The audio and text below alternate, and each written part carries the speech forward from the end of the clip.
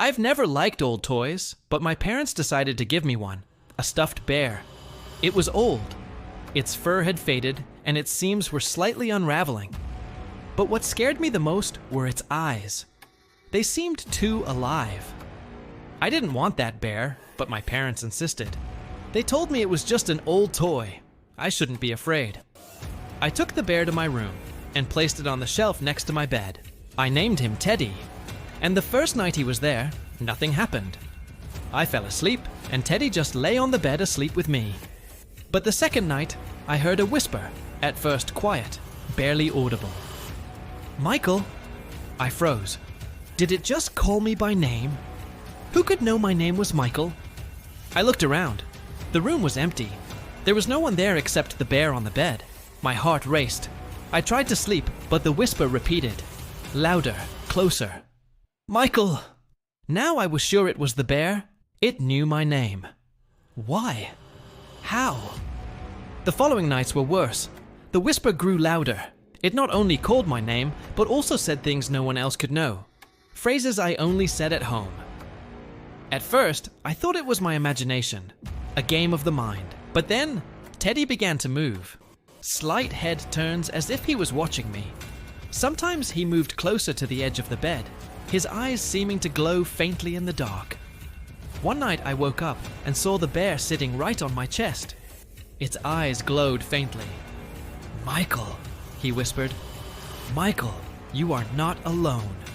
We are near." But it wasn't just his voice. Gradually, it mixed with others.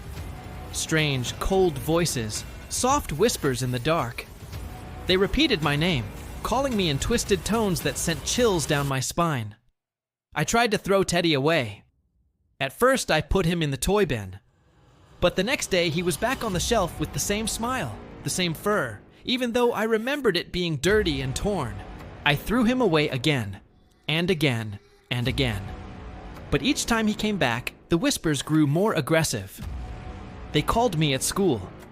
They called me when I played outside. They called me sometimes when I talked to my friends. And sometimes it seemed they called me through the phone. I began fearing my own shadow.